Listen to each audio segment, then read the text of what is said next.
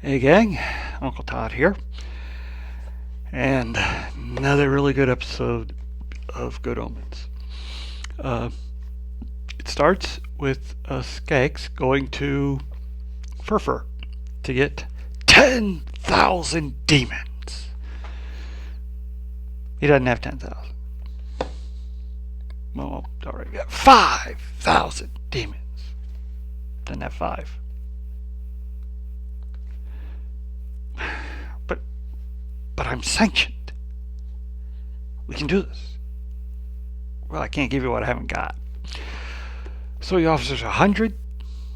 She starts to argue. He drops it to 70, and she goes, I'll take them. So she pulls the demons into a big meeting. One keeps interrupting her. So she zaps him into, not quite sure what. I think ash. Anyway, down on Earth, Azraphale is going to the different shops to get them to agree to come to the shop meeting that night. None of them really want to go, and he makes a lot of deals with books that he has, first editions and such. Things that most don't even know exist, or didn't think could exist. Anyway, then while he's doing that, Crowley goes and talks to Gabriel, trying to get him to remember why he's here. And he can't. And at one point he tells him, you know how you'd best help Azraphale? If you jumped out that window. And he starts to do it. So he pulls him back, makes him a hot chocolate so he feels better. And it tells him, stop calling him nice. So, everybody shows to the meeting, which Azraphale has redecorated into a ballroom at his shop, and everybody starts talking like they're in a Jane Austen novel. And Maggie and Nina are dancing, and they feel this is kind of weird. But, and Nina's girlfriend left her. But she knew it was coming. She's just hard to live with. And Maggie says, she doesn't mind hard work. Crowley notices there are demons. And he goes to warn Azraphale. Now, they can't technically cross the door,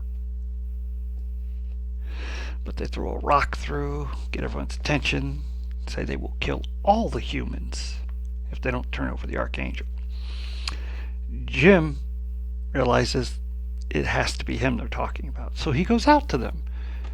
But because of the miracle, they think he's a human and they brush him off.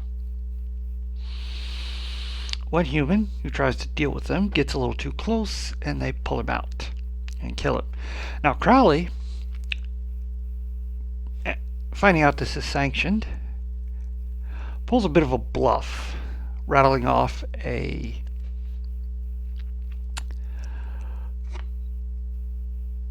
God, I always have trouble with words anymore. Rattles off, according to subsection this, that, and the other,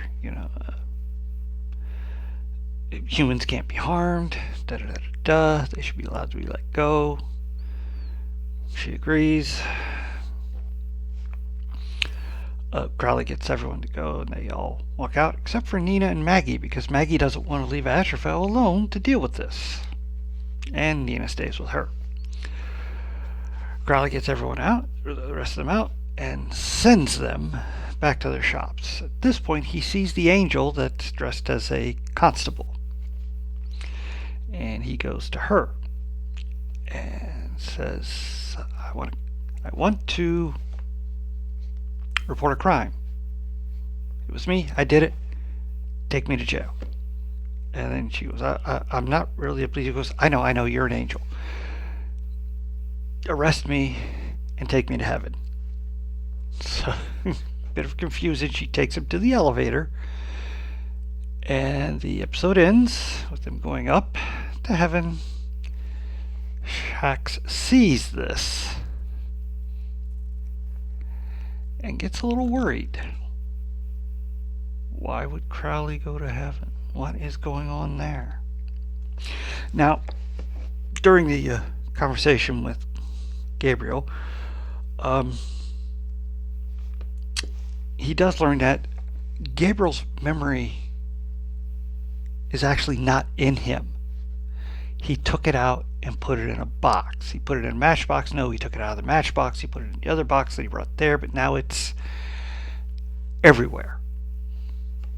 A little confusing. But basically, if I'm interpreting this right, his memory is in the ether, basically. It's just floating around.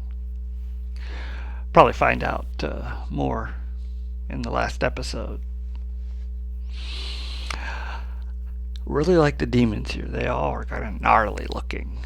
And when they appear, everything starts to turn dark and there's this green mist.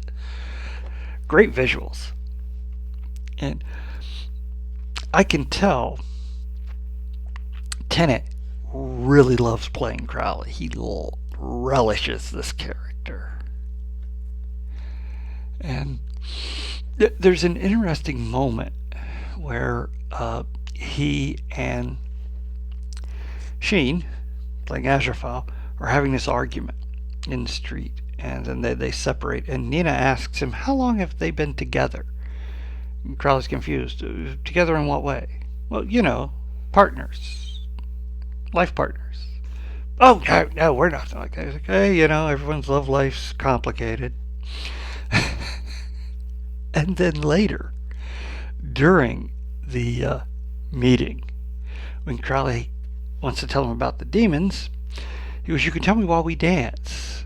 And they dance. And you're beginning to wonder, although they are celestial and demonic entities, maybe the relationship is more than just a friendship born out of being the only two like them there. I mean, they've known each other for almost an eternity. Maybe there is a sort of love there, which would be kind of neat. But, yeah, another top-notch episode. Really looking forward to the last one.